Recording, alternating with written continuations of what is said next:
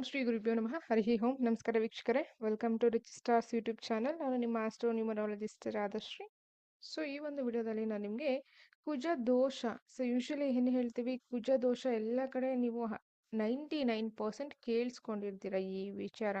ನೀವೆಲ್ಲೇ ಜಾತಕ ತೋರ್ಸಕ್ಕೆ ಹೋಗಿ ಸೊ ಈ ಒಂದು ವಿಚಾರ ನಿಮಗೆ ಹೇಳಿರ್ತಾರೆ 90% ಪೀಪಲ್ಲು. ಬಟ್ ಇತ್ತೀಚಿನ ದಿನಗಳಲ್ಲಿ ಕುಜ ದೋಷ ಇಲ್ಲದೆ ಮದುವೆ ಮಾಡಿರೋರ್ಗೂ ಡಿವೋರ್ಸ್ ಆಗುತ್ತೆ ಅಥವಾ ಪ್ರಾಬ್ಲಮ್ಸ್ ಬರುತ್ತೆ. ಸೊ ಹಾಗಾಗಿ ಪ್ರತಿಯೊಂದು ನಾವು ನವಾಂಶದಲ್ಲಿ ಡಿಸೈಡ್ ಮಾಡಬೇಕಾಗತ್ತೆ. ಇಲ್ಲೊಂದು ಲೈವ್ ಚಾರ್ಟ್ ಇದೆ, ಬನ್ನಿ. ಫೆಬ್ರವರಿ 6, 2021:30. So timings Bangalore. ಯಾರಾದರೂ ರಿಸರ್ಚ್ ಮಾಡೋರಿದ್ರೆ ಮಾಡಿ. ಸೊ ನೋಡಿ, ಇಲ್ಲಿ ಆಲ್ರೆಡಿ 26 ವರ್ಷ ಕಂಪ್ಲೀಟ್ ಆಗಿದೆ. ಸೊ 26 ವರ್ಷ ಕಂಪ್ಲೀಟ್ ಆದ ತಕ್ಷಣ ಹೆಣ್ಮಕ್ಳಿಗೆಲ್ಲ ಮದುವೆ ಆಗ್ಬಿಡ್ಬೇಕು ಅಂತಲ್ಲ, ಬಟ್ ಪೇರೆಂಟ್ಸ್ ಥಾಟ್ ಇರುತ್ತಲ್ಲ, ಹಾಗಾಗಿ ಕನ್ಯಾ ಲಗ್ನ. ಸೊ ಲಗ್ನಾಧಿಪತಿ ಬುಧ ಚಂದ್ರನ ಜೊತೆ 6ನೇ ಮನೇಲಿ ಕೂತಿದ್ದಾರೆ. ಯಾರು? ಬುಧ. ನೆಕ್ಸ್ಟ್ ಅದಾದ ನಂತರ 4th ಹೌಸಲ್ಲಿ ವೀನಸ್ ಇದೆ. ನೆಕ್ಸ್ಟ್ 7th ಹೌಸಲ್ಲಿ ಮಾರ್ಸ್. ಇದನ್ನೇ ಕುಜದೋಷ ಅಂತ ಹೇಳಿ ತುಂಬಾನೇ ರೆಮಿಡೀಸ್ ಮಾಡಿದ್ದಾರೆ. ಬಟ್ ಪ್ರಾಬ್ಲಮ್ ಮಾಡ್ತಾ ಇರೋದು ಇವರಲ್ಲ, ಪ್ರಾಬ್ಲಮ್ ಮಾಡ್ತಾ ಇರೋದು ಕುಜ ಅಲ್ಲ. ಬನ್ನಿ ಯಾರು ಮಾಡ್ತಿದ್ದಾರೆ ನೋಡೋಣ. ಅಷ್ಟಮದಲ್ಲಿ ಗುರು ಮತ್ತೆ ಶನಿ, ರಾಹು ಬಂದು 11ನೇ ಮನೆಯಲ್ಲಿ ಇದೆ. ಕೇತು ಬಂದು 5ನೇ ಮನೆಯಲ್ಲಿದೆ, ಸನ್ ಜೊತೆ 12th ಲಾರ್ಡ್ ಜೊತೆ ಇದೆ. ಸೊ ಇದು D1. ಓಕೆನಾ? ಇವ್ರಿಗೆ ಏನು ಹೇಳಿದ್ದಾರೆ, ನಿಮ್ಮ ಮಗಳಿಗೆ ಕುಜ ದೋಷ ಇದೆ, ಹಾಗಾಗಿ ತುಂಬಾನೇ ಪೂಜೆ ಮಾಡಿಸಿದ್ದಾರೆ, ಮತ್ತೆ 2 ಮ್ಯಾರೇಜಸ್ ಇದೆ ಅಂತ ಹೇಳಿ ಕದಲಿ ವಿವಾಹ ಇದೆಲ್ಲವೂ ತುಂಬಾನೇ ಆಗಿದೆ. ಬಟ್ ಪ್ರಾಬ್ಲಮ್ ಏನು ಅಂತ ಹೇಳಿದ್ರೆ, ಯೂಶಲಿ ಕುಜ ದೋಷ ಅಂತ ಏನಕ್ಕೆ ಕನ್ಸಿಡರ್ ಮಾಡ್ತಾರೆ, ಅಥವಾ ಯಾವ ಕಾಂಬಿನೇಷನ್ಸ್ ಇದ್ರೆ ನಾವು ಕುಜ ದೋಷ ಅಂತ ತಗೊಂತೀವಿ ಅಂತ ಹೇಳಿದ್ರೆ, ಸೊ ಲಗ್ನದಲ್ಲಿ ಕುಜ ಇದ್ರೆ, 2ನೇ ಮನೆ ಕುಜ ಇದ್ರೆ, 4ನೇ ಮನೆ ಕುಜ ಇದ್ರೆ, 7ನೇ ಮನೆ ಕುಜ ಇದ್ರೆ, 8ನೇ ಮನೆ ಕುಜ ಇದ್ರೆ, 12ನೇ ಮನೆ ಕುಜ ಇದ್ರೆ, ಇದನ್ನ ಕುಜ ದೋಷಕ್ಕೆ ತಗೋತೀವಿ. ಓಕೆ, ಅಥವಾ ಹಿಂದೆಯಿಂದ ಏನು ಸಂಸ್ಕೃತಿ ಬಂದಿದೆಯೋ, ಸೊ ಹಾಗಾಗಿ. ಬಟ್ ಇತ್ತೀಚಿನ ದಿನಗಳಲ್ಲಿ ಆಸ್ ಎಜುಕೇಟೆಡ್ ಯಾರ್ಯಾರು ನೆಕ್ಸ್ಟ್ ಮ್ಯಾರೇಜ್ ನೋಡ್ತಾ ಇದ್ದೀರಾ ಅಥವಾ ಮದುವೆಗಳಿಗೆ ನೋಡ್ತಾ ಇದ್ದೀರಾ, ಮೊದಲು ನೀವು ದಶಕ್ಕೆ ನೋಡಿ. ಇಬ್ರಿಗೂ ದಶ ಮ್ಯಾಚ್ ಆಗ್ತಾ ಇದೆಯಾ ನೋಡಿ, ಲಗ್ನ ಮ್ಯಾಚ್ ಆಗ್ತಾ ಇದೆಯಾ ನೋಡಿ, ಚಂದ್ರ ಮ್ಯಾಚ್ ಆಗ್ತಾ ಇದೆಯಾ ಅಂತ ನೋಡಿ. ಅದಾದ್ಮೇಲೆ ನವಾಂಶಕ್ಕೆ ಬನ್ನಿ. ನವಾಂಶನ ನೀವು ಫೈನಲೈಸ್ ಮಾಡದೆ ಮದುವೆ ಮುಂದೂಡೋ ಹಾಗೆ ಇಲ್ಲ, ಅಥವಾ ಮದುವೆ ಸಿದ್ಧತೆಗಳನ್ನ ಮಾಡ್ಕೊಳ್ಳೋ ಹಾಗೆ ಇಲ್ಲ. 90% ಪೀಪಲ್ ನವಾಂಶ ನೋಡ್ದೇನೆ ಮದುವೆ ಕೊಡ್ತೀರಾ.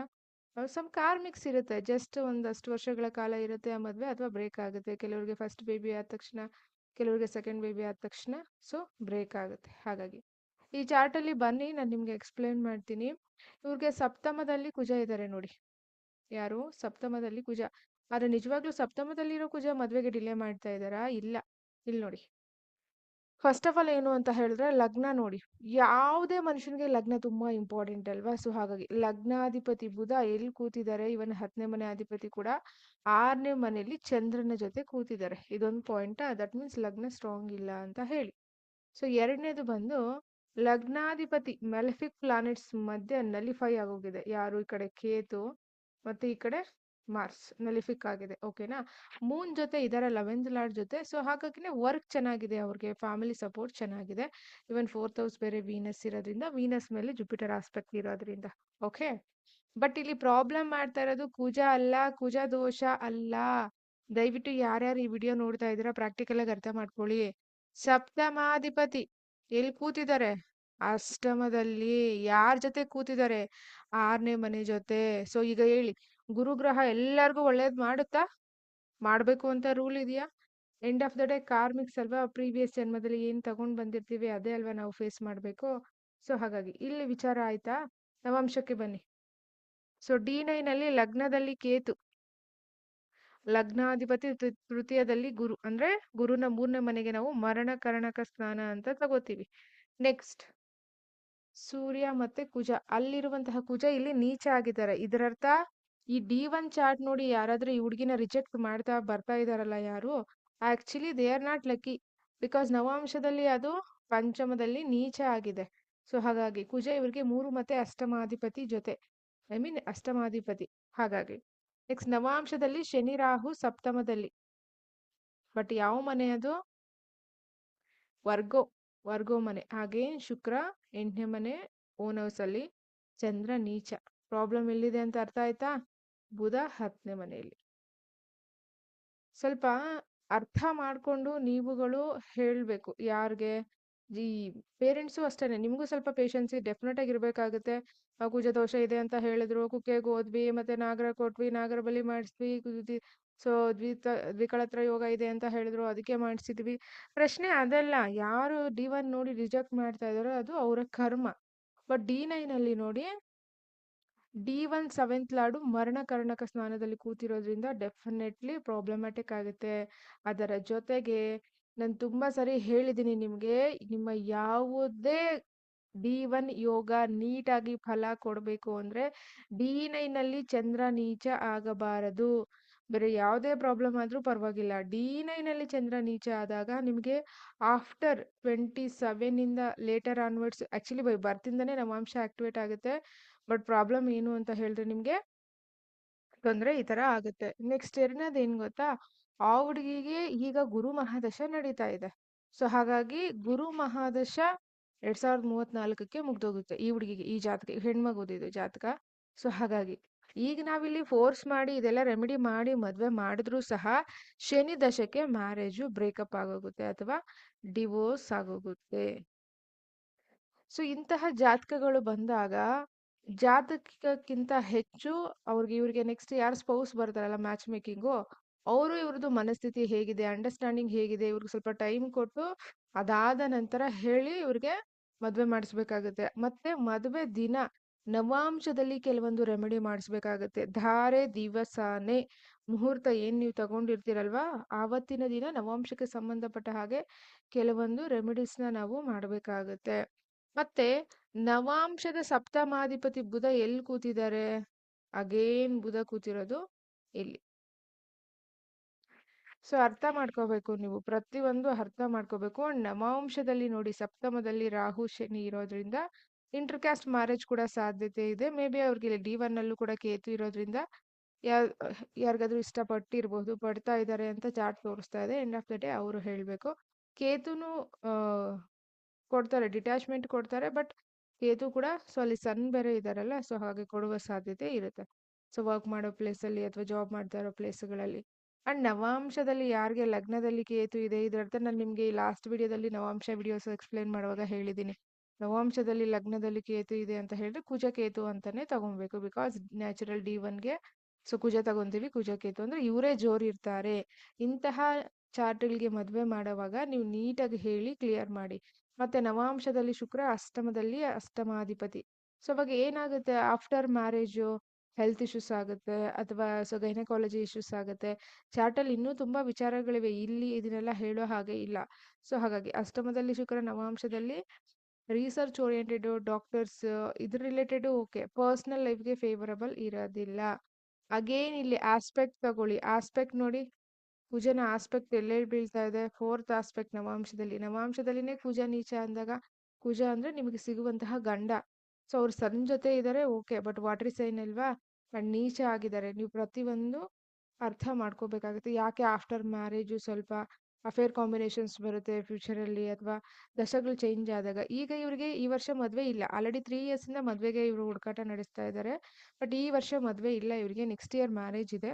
ಬಟ್ ಮ್ಯಾರೇಜ್ ಆದ್ರೂ 2034ಗೆ ಅಂದ್ರೆ 2033 ಎಂಡಿಂಗಿಗೆನೆ ಶುರುವಾಗುತ್ತೆ, ಇಲ್ಲಿ ಬ್ರೇಕ್ ಆಗೋಗುತ್ತೆ. So marriage will not continue. So ಇದು ಕಾರ್ಮಿಕು. ಟ್ರಾನ್ಸಿಟ್ ಸಾಟರ್ನ್ ಇಲ್ಲಿ ಬರ್ತಾರಲ್ಲ, ಟ್ರಾನ್ಸಿಟ್ ಸಾಟರ್ನ್ ಇಲ್ಲಿ ಬಂದು ರೆಟ್ರೋಗ್ರೇಡ್ ಆದಾಗ ಇವ್ರಿಗೆ ಡಿವೋರ್ಸ್ ಆಗೋಗುತ್ತೆ. ಸೊ ಹಾಗಾಗಿ ಅದಕ್ಕೇನೆ ಹೇಳೋದು, D1 ನೋಡಿ ಡಿಸೈಡ್ ಮಾಡಿ ಕೊಡ್ಬೇಡಿ.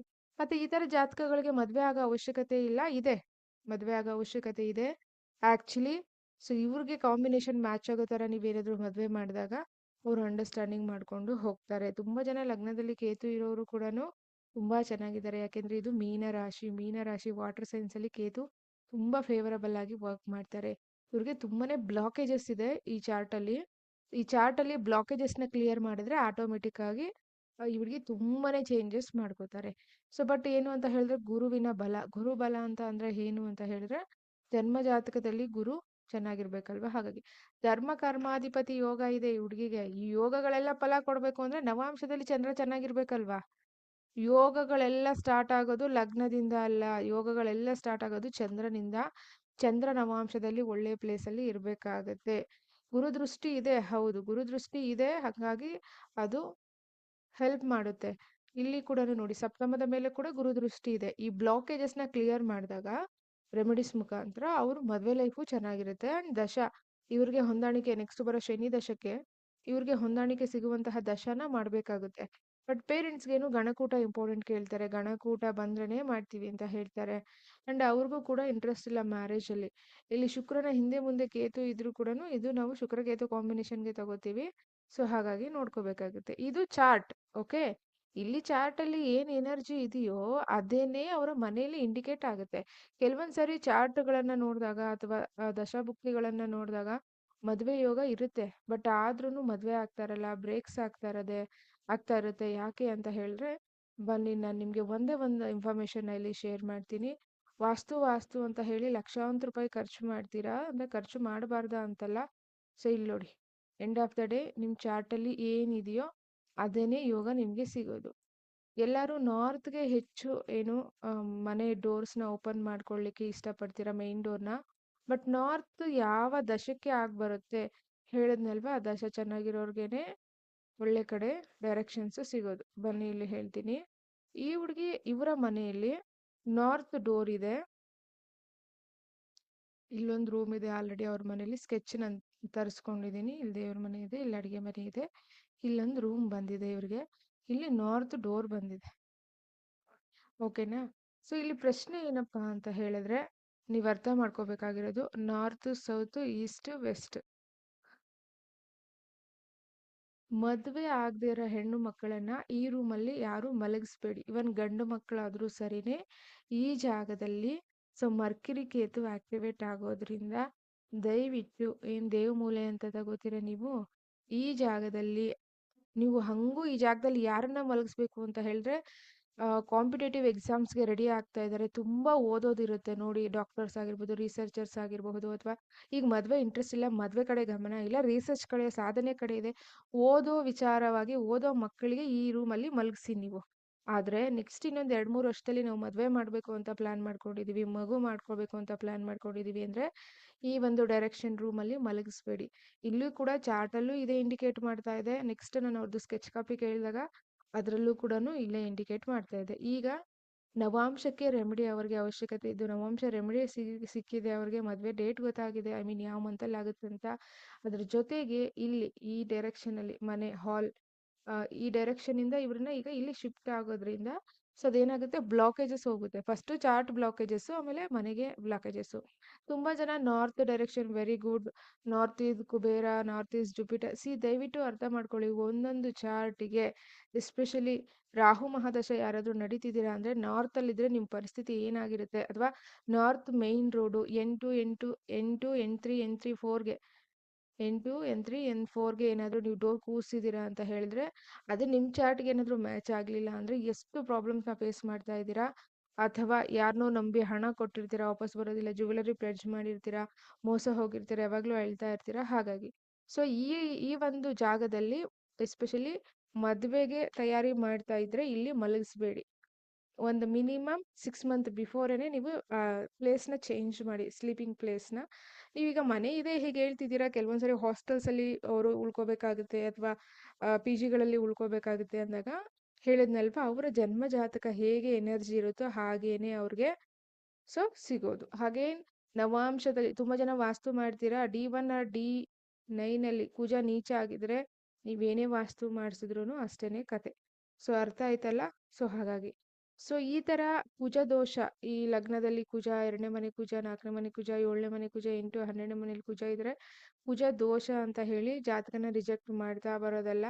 ಅದಾದ ನಂತರ ನೀವು ಕ್ಲಿಯರಾಗಿ ಹೇಳ್ಬಿಡಿ ಜಾತಕ ನೋಡೋರು, ಈ ಡೇಟ್ ಆದಮೇಲೆ ಇವ್ರಿಗೆ ಡಿವೋರ್ಸ್ ಆಗುತ್ತೆ, ಓಕೆ ಆಗಬಾರ್ದಂದ್ರೆ ಈ ರೆಮಿಡಿ ಮಾಡ್ಕೊಳ್ಳಿ, ಈ ಜಾಗ ಎಕ್ಸ್ಚೇಂಜ್ ಮಾಡ್ಕೊಳ್ಳಿ, ಮದುವೆ ದಿನ ರೆಮಿಡೀಸ್ ಮಾಡಿ, ಪೆಂಡಿಂಗ್ ಕರ್ಮ ಕ್ಲಿಯರ್ ಮಾಡ್ಕೊಳ್ಳಿ. ಅದಾದ ನಂತರ ಸೊ ಇವ್ರಿಗೆ ಮ್ಯಾಚ್ ಆಗುವಂತಹ ಒಂದು ಒಳ್ಳೆ ಕಾಂಬಿನೇಷನ್ ಪರ್ಸನ್ನು ಸಿಗ್ತಾರೆ. ಇದೇನು ಮಾಡ್ಕೊಳ್ದೆ ಯಾವುದೋ ಈ ಟ್ರಾನ್ಸಿಟಲ್ಲಿ ಬರೋ 1 ಮಂತ್ 2 ಮಂತಲ್ಲಿ ಯಾರೋ ಬಂದು ಮೋಸದ ರೀತಿಯಲ್ಲಿ ಇನ್ಫ್ಲೂಯೆನ್ಸ್ನ ಮಾಡಿ ಸೊ ಮದುವೆ ಆದಾಗ ಏನಾಗುತ್ತೆ ಅಂದರೆ ಅದು ಲಾಂಗ್ ಟರ್ಮ್ ಹೋಗೋದಿಲ್ಲ, ಬ್ರೇಕ್ ಆಗೋಗುತ್ತೆ. ಇವನ್ ಈ ಜಾತಕ ಕೂಡ ಫಸ್ಟ್ ಮಗು ಆದ ತಕ್ಷಣ ಮಗು ವಿಚಾರಕ್ಕೆ ಜಗಳ ಬರುತ್ತೆ, ಮಗು ಆದ ತಕ್ಷಣ ಇದು ಡಿವೋರ್ಸ್ ಆಗುತ್ತೆ. ರೆಮಿಡಿ ಮಾಡಿಕೊಂಡು ಇವ್ರಿಗೆ ಮ್ಯಾಚ್ ಆಗೋದನ್ನು ಮಾಡ್ಕೊಂಡಾಗ ಸೊ ಡೆಫಿನೆಟ್ಲಿ ಅವಾಗ ಅದು ಪ್ರಾಬ್ಲಮ್ಸ್ ಅಂತೂ ಇರುತ್ತೆ, ಬಟ್ ಲಾಂಗ್ ಟರ್ಮ್ ಹೋಗ್ಲಿಕ್ಕೆ ಹೆಲ್ಪ್ ಆಗುತ್ತೆ ಹಾಗಾಗಿ. ಸೊ ಈ ಥರ ನಿಮ್ಮ ಮಕ್ಕಳಿಗೂ ನೀವು ಮದುವೆ ಪ್ಲಾನಿಂಗಲ್ಲಿ ಇದ್ದೀರಾ ಅಂತ ಹೇಳಿದ್ರೆ ಒಂದು 6 ಮಂತ್ ಬಿಫೋರೇ ರೆಮಿಡೀಸ್ ಮಾಡಿ. ರೆಮಿಡೀಸ್ ಮಾಡಿನೇ ನೆಕ್ಸ್ಟ್ ಸ್ಟೆಪ್ ತಗೊಳ್ಳಿ. ಇಲ್ಲಿ ತನಕ ಗೊತ್ತಿಲ್ಲ, ಆಗೋಗಿದೆ, ಬೇಡ, ಮುಂದೆ ಆಗೋದ್ರ ಕಡೆ ಗಮನ ಕೊಡಿ. ಸೊ ಹಾಗಾಗಿ ಸೊ ಈಗ ನನ್ನ ಸೆಷನ್ ಎಂಡ್ ಮಾಡ್ತಾ ಇದ್ದೀನಿ. ಇದರಲ್ಲಿ ತುಂಬ ವಿಚಾರಗಳಿವೆ, ನಾನು ಜಸ್ಟ್ ಅದೊಂದು ಪಾಯಿಂಟ್ ಹೇಳಿದೆ ಅಷ್ಟೇ ನಿಮಗೆ. ಸೊ ಹಾಗಾಗಿ ಸೊ ಬಿ ಕೇರ್ಫುಲ್ ಜಾತಕ ನೋಡುವಾಗ ಮತ್ತೆ ಕೀಪ್ ಆನ್ ರಿಜೆಕ್ಟ್ ಮಾಡೋವಾಗ ಜಾತಕಗಳನ್ನ. ಸೊ ಈ ಜಾತಕ ಅತಿರೇಕದ ತೀರಾ ಸಮಸ್ಯೆ ಇಲ್ಲ, ಖಂಡಿತವಾಗ್ಲೂ ಈ ಪೀರಿಯಡ್ ಮುಗಿದ ಮೇಲೆ ಮದುವೆ ಮಾಡಿದ್ರೆ ಚೆನ್ನಾಗಿರುತ್ತೆ, ಅಂದ್ರೆ ಲೇಟ್ ಮ್ಯಾರೇಜಸ್ ಮಾಡಿದ್ರೆ ಚೆನ್ನಾಗಿರುತ್ತೆ ಅಂತ. ಇಲ್ಲ ಅಂದ್ರೆ ಅಟ್ಲೀಸ್ಟ್ ಲೇಟ್ ಆಗಿ ಬೇಬಿ ಅವರು ಮಾಡ್ಕೋಬೇಕಾಗುತ್ತೆ. ಸೊ ಹಾಗಾಗಿ ಇದಿಷ್ಟು ವಿಚಾರ ಜಸ್ಟ್ ನಿಮ್ಗೊಂದು ನಾರ್ಮಲ್ ಇನ್ಫಾರ್ಮೇಶನ್ ಸಿಗ್ಲಿ ಅಂತ ಹೇಳಿ. ಇದ್ರಲ್ಲಿ ತುಂಬಾ ವಿಚಾರ ಇದೆ, ಅದೆಲ್ಲ ಹೇಳಲಿಕ್ಕಾಗೋದಿಲ್ಲ. So thank you so much ಇಲ್ಲಿ ತನಕ ವಿಡಿಯೋ ನೋಡೋದಕ್ಕೆ. ಯಾರಾದ್ರೂ ಮ್ಯಾಚ್ ಮೇಕಿಂಗ್ ನೋಡ್ತಿದ್ದೀರ ಅಂದರೆ ಫೈನಲ್ ಆಗಿ ಮಾತ್ರ ನನ್ನ ಕನ್ಸಲ್ಟ್ ಮಾಡಿ. ಯಾಕೆಂತ ಹೇಳಿದ್ರೆ ನಿಮಗೆಲ್ಲ ಬೇರೆ ಕಡೆ ಕಮ್ಮಿ ಫೀಸ್ ಕೊಟ್ಟು ಅಭ್ಯಾಸ ಆಗಿರುತ್ತೆ, 100 200 500 ಆ ಥರ. ಒಂದು ಎಜುಕೇಟೆಡ್ ರೀತಿಯಲ್ಲಿ ನಿಮಗೆ ಗೈಡೆನ್ಸ್ ಬೇಕು ಅಂದಾಗ ಸೊ ಹೈ ನಾಲೆಡ್ಜ್ಗೆ ಹೈ ಪೇನೇ ಇರುತ್ತೆ. ಹಾಗಾಗಿ ಅವಾಗ ನಿಮಗೆ ಕಸಿ ಬಿಸಿ ಆಗುತ್ತೆ. ಲಾಸ್ಟ್ ಇನ್ನೇನು ಇದು ಫಿಕ್ಸ್ ಆಗಿದೆ, ಫೈನಲಿ ರೆಮಿಡೀಸ್ ಮತ್ತೆ ಏನು ಮಾಡಬೇಕು ಯಾವಾಗ ಅಂತ ಹೇಳಿ ಆವಾಗ ಮಾತ್ರ ನನಗೆ ಕನ್ಸಲ್ಟ್ ಮಾಡಿ ಮ್ಯಾಚ್ ಮೇಕಿಂಗ್ಗೆ. ಇಲ್ಲ ಜನ್ಮ ಜಾತಕ ವಿಶ್ಲೇಷಣೆ ಮಾಡಿಸ್ಕೋಬೇಕಂದ್ರೆ ಖಂಡಿತ ನೀವು ಕನ್ಸಲ್ಟ್ ಮಾಡಬಹುದು. So thank you so much ಇಲ್ಲಿ ತನಕ ವಿಡಿಯೋ ನೋಡಿದ್ದಕ್ಕೆ. ನಮಸ್ಕಾರಗಳು, ಧನ್ಯವಾದಗಳು.